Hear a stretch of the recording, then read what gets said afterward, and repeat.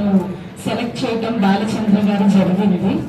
First ఈ award ఆయన నాకు నేను సెలెక్ట్ అయ్యానని మెసేజ్ పెట్టంగానే నాకు కంగారు వచ్చింది.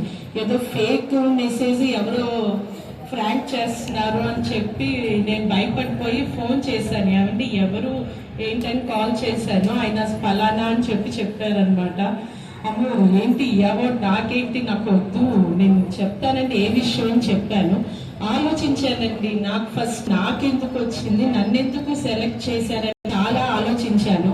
నాకు అప్పుడు నేను ఆలోచించినప్పుడు నాకు మైండ్లో వచ్చింది ఏంటంటే ఇది నాకు వచ్చిన అవార్డు కాదు, నాకు ప్రతి విషయంలోనూ అడుగున నాతో పాటు ఉంటూ నేను ఈ కార్యక్రమం ఇలా చేద్దాం అనుకుంటున్నాను, ఫలానా వాళ్ళకి ఇలా హెల్ప్ చేయాలి మనం అని చెప్పంగానే నాతో పాటు ఉంటూ నాకు కోఆపరేట్ చేసిన నా పెనుగొండ ఫ్రెండ్స్ అండి.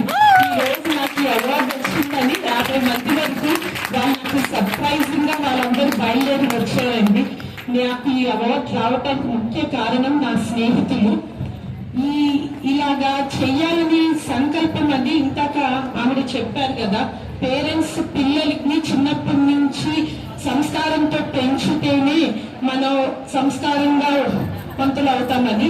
అలాగే మా నాన్నగారు నాకు చిన్నప్పుడు ఒక మాట చెప్తూ ఉండేవారు. అంటే ఎక్కడికి వెళ్ళినా కూడా పలానా రామానందం గారి మనవరాల కుమార్ గారు అమ్మాయి అని చాలా రెస్పెక్ట్ ఇస్తూ ఉండేవాళ్ళు. ఒక్కోసారి ఆ ఏజ్ లో ఆ రెస్పెక్ట్ కూడా ఇన్కంఫర్ట్ గా ఉండేది. ఎందుకంటే ఫ్రీగా ఆడుకోవడానికి, గొడవ చేయడానికి, అల్లరి చేయడానికి ఉండేది కాదు. అప్పుడు మా డాడీ ఇబ్బందిగా ఫీల్ అవుతుంటే మీరు చెప్పారు, మన గురించి, మనకున్న సంపదల గురించి, మనం సంపాదించి ఆస్తుల గురించి చెప్పుకోరమ్మా, మనం చేసే మంచి మన నెక్స్ట్ జనరేషన్స్ అయినా తరతరాలు చెప్పుకుంటారని మా డాడీ మా పూర్వీకులు చేసినవన్నీ నాకు చెప్తూ ఉండేవాళ్ళు. ఆయన ఎప్పుడు రెండే చెప్తారు, నువ్వు తమ్ముడు ఎప్పుడు ప్రేమగా ఉండాలి, ప్లస్ మన వంశ కీర్తి ఎప్పటికీ నా పిల్లల వల్ల చెడ్డ పేరు రాకూడదని. అది నా తమ్ముడు చాలా స్ట్రాంగ్ గా ఫౌండేషన్ పెట్టారు. ఎందుకంటే నా తమ్ముడు ఇక్కడ చాలా మందికి తెలుసు, పవన్ కళ్యాణ్ గారు కేరళ నుంచి ఒక కృష్ణతేజ IAS ని తీసుకొచ్చారు కదా, ఆయన అమృతారు నా తమ్ముడు అన్నమాట. సో ఆయన ఫౌండేషన్ చాలా స్ట్రాంగ్ గా నిలబెట్టారు. అలాంటి ఆలోచన నుంచి కాలేజ్ టైమ్స్ లో ఏదో పాకెట్ మనీతో చిన్నవి చేసేదాన్ని.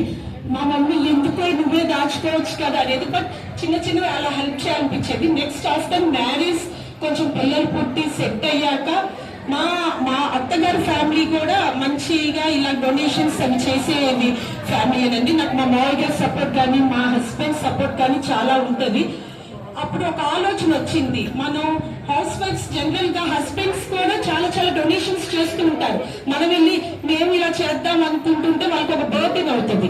నా కాన్సెప్ట్ ఏంటంటే నేను చేసింది చెప్తున్నానండి. నేను ఒక 50 మెంబర్స్ ఫ్రెండ్స్ గ్రూప్ ఉంటది అనమాట. ఇప్పుడు ఒక అమౌంట్ ఒక అతనికి ఒక అమౌంట్ హెల్ప్ చేయాలంటే ఆ అమౌంట్ ఒక మనిషికి భారం అవ్వచ్చు.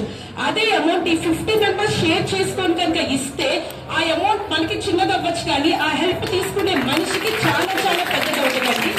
అలా ఆ ఒక్క నినాదంతోనే నేను ముందుకు అడిగేశాను.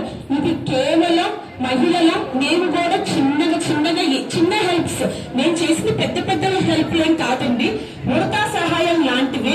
కానీ ఆ అమౌంట్ ఒక బల్క్ గా ఇస్తే అది వాళ్ళకి చాలా హెల్ప్ అవుతుంది. వాళ్ళ కళ్ళల్లో చాలా ఆనందం. మా ఊళ్ళోనే మా ఊళ్ళోనే చాలా మంది హెల్ప్ కి కొంచెం మనీకి బాగా చదువుకునే పిల్లల ఎడ్యుకేషన్ కి మనీ ఫీజ్ పే చేయలేని వాళ్ళు ఉంటారు, హ్యాండిక్యాప్డ్ వాళ్ళు ఉంటారు. అలాగా మేము మా సర్కిల్ లోనే మేము చూసుకొని మేము 50 మెంబర్స్ మేము ఒక యూనిటీగా ఉండి మేము అలా హెల్ప్ చేయటం జరిగింది. అవి జనరల్ గా మంచి పనులని చేశాము, దానికి అవార్డు వరకు తీసుకొస్తుందని చెప్పి మేము అసలు కళ్ళు కూడా ఊహించుకోలేదు. ఈ అవార్డు మూలి అనుకుమార్ గారిని ఇవ్వటం, మూలి అనుకుమార్ స్నేహితులైన వాసవి పెనుగొండ మహిళల అందరికీ ఇస్తున్నారని చెప్పి నేను మనస్ఫూర్తిగా కోరుకుంటున్నానండి.